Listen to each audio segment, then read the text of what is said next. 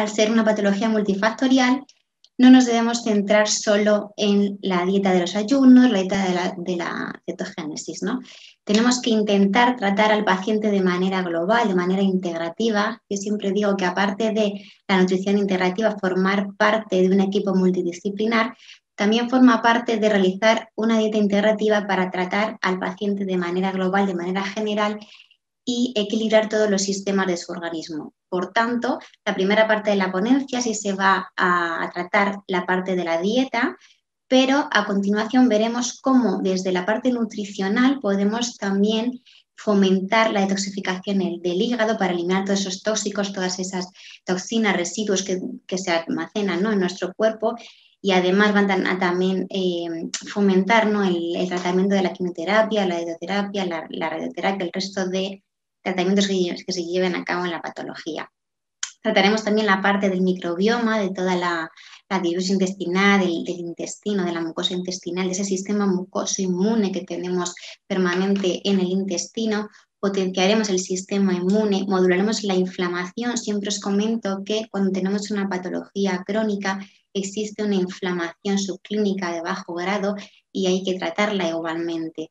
Restablecemos el equilibrio hormonal porque hay muchos cánceres que son hormonodependientes, entonces es importante aprender, ¿no?, a equilibrar esa parte hormonal.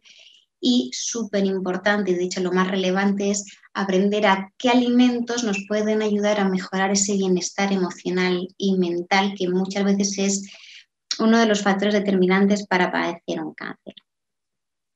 Vale, comenzando con los ayunos, hay diferentes tipos de ayunos. Es muy importante adaptar el tratamiento al paciente, entonces no todos los pacientes son capaces de llevar el mismo tipo de ayuno. De hecho, hay muchos pacientes que al principio es complicado, ¿no?, ponerles un ayuno porque ya están bastante desnutridos, bastante frágiles y débiles, entonces ahí lo importante es más ayudarles a nutrirles también. Muchas veces acuden a la consulta con falta de apetito, con ese amargor en la boca, no les sabe a nada los alimentos, o al revés, les sabe, pero les sabe con un sabor muy, muy malo, ¿no?, muy extraño, y no quieren comer, se niegan un poco a comer por eso, porque todo les sienta mal o les sabe muy mal. Entonces hay que jugar mucho con los alimentos, la palatividad, ¿no?, de los alimentos, que tengan un sabor bueno, porque si encima le vamos a dar alimentos que no le van a gustar, si con los tratamientos que llevan, principalmente de quimioterapia, el sabor de los alimentos cambia, se van a negar un poquito a comer y luego que no les sienta bien a nivel de digestión. Entonces, no en todos los pacientes se pueden tratar con ayunos, pero sí podemos poner pautas para fomentar esas rutas metabólicas que vamos a ver ahora a continuación, para fomentar las rutas metabólicas que nos ayudan a esa apoptosis celular, a esa muerte de las células que están dañadas, ¿no?, a esa mejora del sistema inmune. Sí que podemos poner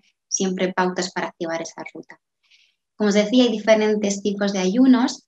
Tenemos los ayunos de días alternos, es decir, vamos a compatibilizar días de ayunos o de reducir, ¿no?, esa ingesta calórica, que a lo mejor se va a reducir en un 25%, lo podemos reducir a una sola comida al día, pues puede ser un desayuno, por ejemplo. Sí que intentamos que si se hace una comida al día, la carga nutricional de esa comida sea bastante alta. ¿A qué me refiero con esto? No nos vale de nada si comemos solo una vez y lleva un solo nutriente, ¿no?, pues solo proteínas. La idea es nutrir lo mejor posible a esa persona. Entonces tenemos que intentar, aunque sean cantidades pequeñas de comida, la carga nutricional sea muy alta, ¿no?, la concentración de nutrientes sea lo más completa posible. Entonces, los días de ayunos alternos se suelen tener días de ayunos en los que solo se va a consumir principalmente líquidos, y se pueden consumir obviamente agua, se pueden también fusiones, algún caldito depurativo, ahora lo veremos más adelante, con días de comidas a demanda, ¿vale? Así que vamos a ver ahora un poco la dieta antiinflamatoria, cómo llevarla a cabo, pero se alternan días de una reducción bastante grande de ingesta con días de consumo habitual. Luego tenemos ayunos de días completos, que efectivamente sí se ayuna el día entero, ni siquiera va a haber esa reducción de ingesta, ese 25% que comentábamos, no vamos a consumir nada durante durante todo el día. Esto, como os decía, es a veces difícil ponerlo en algunos pacientes porque están muy débiles, entonces no suele ser lo más habitual en esos tratamientos. Y lo que sí que solemos hacer es la alimentación con restricción de tiempo. ¿A qué llamamos a esto? Es lo que comentábamos con ayunos intermitentes, de reducir las horas. Es cierto que todas las personas, aunque no tengamos ninguna patología, tendríamos que intentar reducir ese consumo de alimentos a una franja horaria. Teníamos que intentar que 12 horas consumiéramos alimentos y 12 horas no, es lo que se llaman los ayunos de 12-12, pero esto no debería ser pauta de un tratamiento, sino algo en un consumo habitual, algo en el día a día. Es difícil llevarlo a cabo porque bueno, no estamos acostumbrados a ello y además por los horarios de trabajo, por el estilo de vida que llevamos, a veces nos lo ponemos un poquito difícil, sin que intentamos también regularlo y adaptarlo a los ciclos circadianos de cada paciente. Intentamos que los consumos de ingesta sea sobre todo cuando todavía hay luz solar, porque el metabolismo de los nutrientes se va a hacer mejor siempre con luz solar. Entonces, si se puede adelantar ese horario de cena, la última comida, cuando todavía hay un poquito de luz, mejor que hacerlo cuando ya no hay luz, que estamos produciendo ya melatonina y va a interferir en el metabolismo de los nutrientes. Como os decía, a veces esto no se puede llevar a cabo y luego, dependiendo un poco de la estación del año, anochece antes o después, entonces a veces es más difícil. Pero los que sí que intentamos llevar a cabo cuando hay patologías y cuando al final queremos hacer un poco de reseteo, ahora veremos los beneficios que tiene el ayuno, son los ayunos intermitentes de 16 horas. ¿A qué referimos con esto? Al final vamos a reducir la ingesta de alimentos a 8 horas al día y luego 16 horas vamos a estar sin consumir nada de alimento sólido. Como os decía, sí que podemos tomar agüita o infusiones o un caldito. Esto no se suele hacer habitualmente todos los días, sino que a lo mejor intentamos pautar. Pues 3 días a la semana intentamos hacer un ayuno, ¿no?, de 16 horas. Por lo general lo suelen coger los pacientes con la cena, hacen su desayuno, si tienen media mañana, comida, hacen una merienda, cena un poquito pronto y ya no consumen nada más hasta el día siguiente.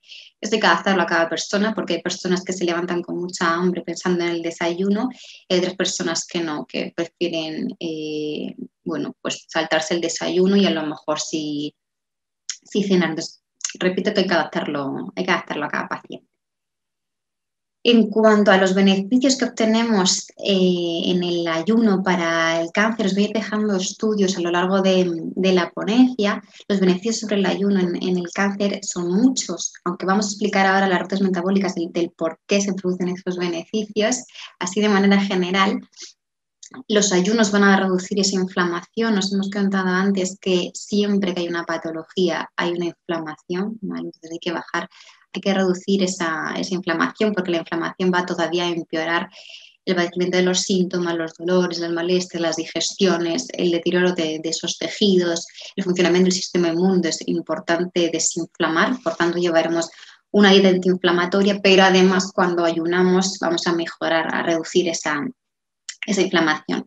Se mejora mucho el perfil lipídico, es decir, ese almacén de las grasas. Los ayunos se utilizan mucho a la hora de pautar tratamientos para el sobrepeso, para la obesidad, cuando tenemos los triglicéridos altos, un colesterol alto, porque al final en el ayuno vamos a tirar, ¿no?, de esas grasas que tenemos almacenadas al no consumir alimento, tiramos de almacenes que tenemos en el cuerpo para conseguir esa energía en las horas de ayuno. Va a mejorar la sensibilidad a la insulina, esa resistencia a la insulina en pacientes con síndrome metabólico, a la presión sanguínea y, al final al estrés oxidativo, es decir, a la producción de radicales libres. Favorece la autofagia, que es lo más importante en las patologías oncológicas, y nos va a ayudar a esa apoptosis celular que os decía. La apoptosis es la muerte celular que se produce en el cuerpo, en las células dañadas. Lo que ocurre es que muchas veces que se interfiere, ¿no?, en ese mecanismo de apoptosis, no se eliminan esas células dañadas y lejos de eso lo que hacen es proliferar, es aumentar ese crecimiento. Entonces, con el ayuno se va a potenciar esa eliminación, ¿no?, de células que están dañadas, esas células cancerígenas. Y lo que os decía antes, que también aumenta la resistencia a los tratamientos de quimioterapia de las células sanas. Es decir, vamos a fomentar la eliminación de células que estén dañadas y vamos a ayudar a que las células sanas sobrevivan, ¿no? Que muchas veces es lo que pasa, ¿no? Que ese sistema inmune se desploma, esos neutrófilos se reducen mucho y no se pueden llevar a cabo a veces los tratamientos de quimioterapia. Como os decía, las rutas metabólicas, no voy a entretenerme mucho en esto porque sé que es un poco técnico, pero es importante entender, ¿no? el porqué. Os he dicho los beneficios, pero si entendemos el porqué es más fácil llevarlo a cabo. Siempre intento con los pacientes explicar el porqué de las cosas. No vale con decir come esto, no come esto, cómelo en este horario, no. O sea, si lo entendemos es mucho mejor a nivel cerebral, ¿no? Para poder llevarlo a cabo. Hay que aprender a entender lo que nos pasa en el cuerpo, hay que aprender a observarse, porque como os decía, no todos los pacientes son iguales, las reacciones no son iguales, los tratamientos no son iguales. Y aunque un tratamiento sea el mismo, el paciente no va a reaccionar de la misma manera. Entonces, tenemos dos rutas metabólicas específicas, ¿no? Para cuando se produce o la reestructuración de esos tejidos, la síntesis de esas proteínas, o cuando tenemos un periodo de ayuno o falta de energía, falta de consumo. Cuando ayunamos, se activa una ruta que se llama ruta AMPK, que la podemos ver aquí en el esquema. Esa ruta, se va a activar cuando dejamos de consumir un alimento, es decir, cuando tenemos periodos de ayunos o cuando tenemos una deficiencia de energía. Entonces, lo que intenta es tirar de esas reservas que tenemos acumuladas en el cuerpo de proteínas, de grasas, parte del glucógeno hepático que tenemos acumulado, parte de ese glucógeno muscular, para conseguir moléculas de energía, ¿no? Y no morirnos al final. Va a haber una mayor actividad de las mitocondrias. Ahora comentaremos que la mitocondria es deficitaria, hay una disfunción de las mitocondrias en las células cancerígenas.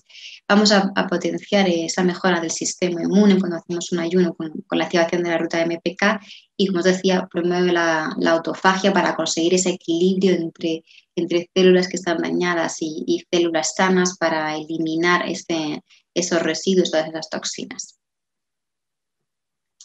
Vale, aquí están las dos rutas metabólicas que os comentaba. Bueno, he puesto así un esquema para que lo entendamos de manera muy sencilla. Entonces tenemos la ruta metabólica mTOR, que es la ruta en la que se encarga de esa producción de tejidos, de la construcción de tejidos en el cuerpo, de producir células nuevas, ese crecimiento no celular. Sintetizamos proteínas, sintetizamos ADN. Se lleva a cabo un metabolismo anaeróbico, ¿vale? Es un anabolismo cuando se construyen tejidos y se produce también un crecimiento muscular.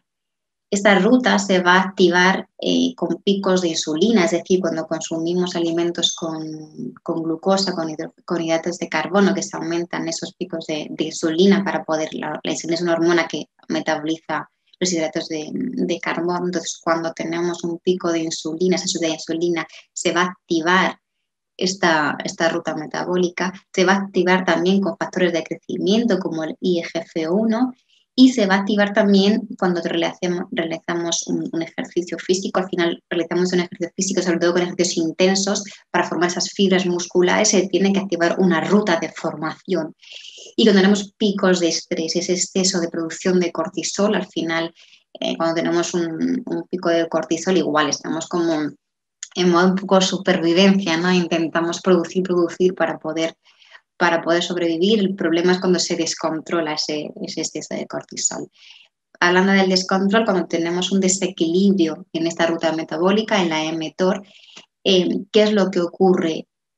Se va a sobreproducir células, es decir, tenemos una ruta en la que está todo el rato produciendo células, todo el rato sintetizando proteínas, todo el rato intentando crecer. Entonces, cuando hay un desequilibrio, un descontrol en esta ruta, se van a producir un exceso de esas células, un exceso de reconstrucción de esos tejidos. Si padecemos además una patología en la que existe un sobrecrecimiento celular, una proliferación celular excesiva, muy, muy rápida, lo que tenemos que intentar es frenarla, ¿no? Paralizarla. Entonces, si tenemos activada todo el rato esta ruta metabólica, la mTOR, no vamos nunca a poder paralizar ese sobrecrecimiento de las células cancerígenas. Entonces, es importante que esta ruta se lleve a cabo, que se produzca, pero dentro de un equilibrio. A la contra, la MPK, la una siempre está, depende de la otra, ¿no? La ruta MPK, como os decía antes, es lo contrario, se va a activar cuando tenemos ayunos o yo qué sé, si te quedas perdido por ahí en el desierto donde está y no tienes consumo de nutrientes, de alimentos, lo que intenta es romper por eso es una ruta de catabolismo, rompe esas moléculas de proteínas acumuladas, esa grasa acumulada, ese glucógeno muscular y hepático para intentar conseguir energía.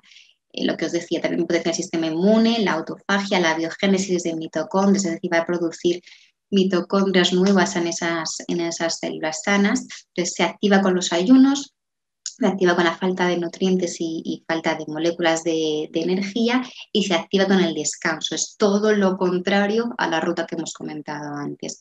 ¿Qué ocurre cuando hay un descontrol de esa ruta? Es decir, ayunamos mucho, es decir, no comemos, tenemos esa falta de nutrientes, esa falta de energía, se produce una cagexia, es decir, no vamos a sintetizar proteínas. Yo siempre digo que somos ADN con patas y es así, necesitamos sintetizar esas proteínas, pero dentro de un equilibrio, entonces vamos a tener una debilidad del sistema inmune, una debilidad de síntesis de proteína, lo que ocurre muchas veces en los pacientes oncológicos que se desnutren, o bien porque no les apetece comer, o bien porque no absorben, ¿no? Estos nutrientes o los tratamientos de quimio y radioterapia que, como os decía antes, también van a veces a favorecer, ¿no? La destrucción de células sanas. Entonces, hay que mantener el equilibrio entre estas dos rutas.